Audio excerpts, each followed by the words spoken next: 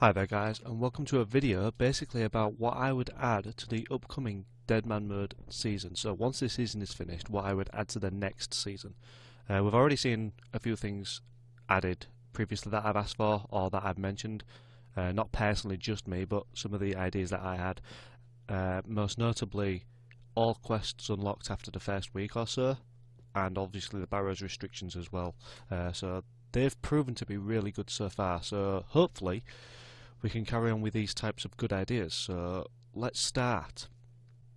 I've got a 1 and a 1.1 just in case number 1 is not liked. So number 1, remove XP loss when dying. Why? Because it's demoralizing having to grind back the stats that you've worked pretty hard for when you've lost your items as well. It's not the fact that you've lost just the experience, it's the fact that you've lost your items as well. It should either be one or the other. You shouldn't get it with a double whammy, so to speak. Number 1.1, if number 1 is not liked, when you lose XP, the XP you gain back should be twice what the actual rate is now. So it would be, if it was X5 XP, it would obviously be X10 XP until you hit the current XP or level that you previously had. Moving on to number 2, a time cap. But why? As much as it's great to grind hours upon hours upon hours to get ahead of the game, it's an unfair advantage for those that don't have the privilege of being able to stay at home and play the game all day. i.e. if you've got work, you've got school, you're in any form of education or anything like that. Deadman Mode should be a level playing field for every person, whether your job is to play games or whether it's to go and do something else and then play games in your spare time.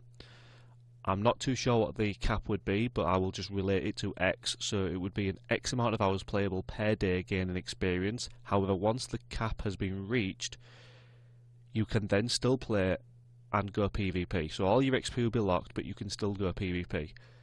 This could hopefully, obviously, set up actual PKing sessions at certain times throughout the game. Maybe they could add an in-game clock where for several hours throughout the game you cannot gain experience, you can only go in PvP. That could potentially be a good thing. I'm just trying to think of ways that it could be a level playing field for everybody. Number 3, bring back your initial class of combat style. What do I mean by this? Right, so take a step back about 15-16 years ago. Back in Classic, when you created an account, you could choose between what type of account you wanted. You could either be a melee or an adventurer, a ranger or a mage. This could be, in my opinion, something that could bring a different dynamic to what Deadman Mode really is. So when you're creating your account, and most people, let's be honest, use Skippy. So you use Skippy, and the last thing he asks you is, what style do you want? Melee, range or mage?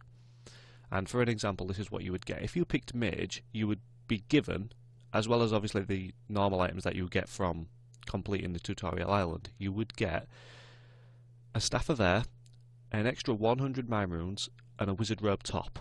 This could obviously help start your gains to become a mage, get your stats a bit higher so you can progress slightly bit quicker regarding that combat style. A ranger would obviously be given 100 extra arrows, an oak short bow and a leather body, because obviously remember Deadman Mode is pay to play only, so adding an oak short bow, you should be able to get your normal, I think it's level 5 ranged for an oak short bow, so you should be able to get level 5 easily, and then obviously you've got the oak. It's a slightly higher accuracy, but it's not much, but it's just an extra item, and obviously if not, you could choose to sell that item, so you've got a slightly bit more cash to begin with. Finally, if you choose melee, you're given an iron scimitar and an iron plate body. Some people may say this is OP, so if that is the case, don't bother with a plate body, potentially a chain body because it's slightly different, or potentially even just plate legs. Alright, so moving on to number 4. Everything tradable, even quest items. Literally every item should be tradable. Starting with the why again, because Jagex originally said RuneScape Deadman Mode could be something what RuneScape isn't. It could be something drastically different that they couldn't do in the main game because of obviously examples like the economy and everything like that. So my suggestion would be to make every item tradable. So imagine you're one of the first few people that play Deadman Mode. You want to power through these quests to begin with to get slightly ahead than the people that wait a week for the quest to be unlocked automatically. So for this first week, you're powering through with your mate, but you're not completing the quest. Well, you are going to complete the quest. You're going to collect 2 of each quest items. You're going to get 1 for yourself, and then you're going to list 1 in the Grand Exchange because you're thinking, why not? I'm going to make some money off this. And then the people that 2 or 3 days later that are going to then do the quest, that are waited for that first mass of people to go through, will be able to buy that quest item on the Grand Exchange and power through the quest itself. So it would be a absolute destroying of power questing. It would be a brilliant idea in my opinion. Plus, like I said, it's a good way to make money. And obviously, as an example, say you do fire capes, and because you can't do them on other people's accounts in Deadman Mode, you could list them on the Grand Exchange to make money. People are going to pay a lot of money once they've got this money for those type of items. Just something to be looked at. In my opinion, it would be a good idea because it's Deadman Mode.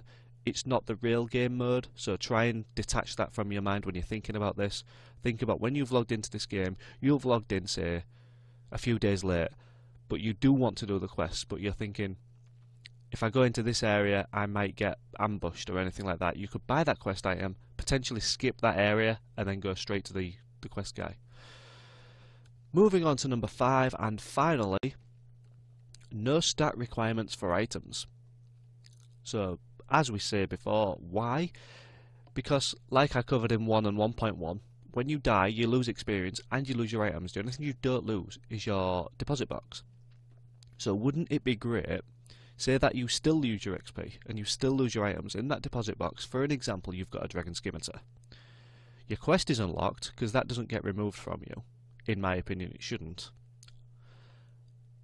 And say you've got now, I'm going to pluck a number out, say 54 attack. You've now got 54 attack somehow. You've dropped below 60. So you can't use this Scimitar. So you then potentially have to go and get a Rune Scimitar from 52 all the way up to 60, which hinders your experience rate when you're trying to regain these levels that you've lost, because obviously you was fighting and you was in PvP combat. So imagine you didn't have these the stat restrictions. You could then pick out your Dragon Scimitar from your deposit box, go straight back to a safe zone, and train once again with your Dragon Scim, even though you're level 52 attack. Your XP is going to come a lot quicker because of the additional stats that the Scimitar has to the Rune Scimitar, and you would obviously gain your experience faster back to that level at a natural way. As I said before, I reckon removing item caps could be a huge game changer and potentially fix the entire rebuilding process itself if ideas 1 and 1.1 were not liked. Plus, it could be a massive money maker and a PvP enticer.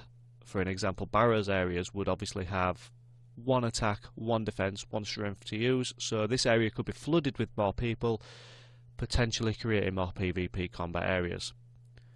Thank you all for watching. I hope you liked some of these ideas. If you did, by all means chuck them onto Reddit, where RuneScape generally look.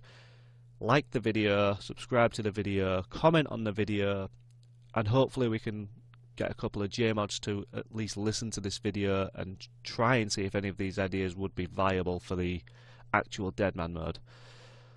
Hopefully I'll see you all at the actual Deadman Mode Invitationals tournament, which is in July in ESL in Leicester. I'll see you all there. Have yourself a lovely day, and remember, keep scaping.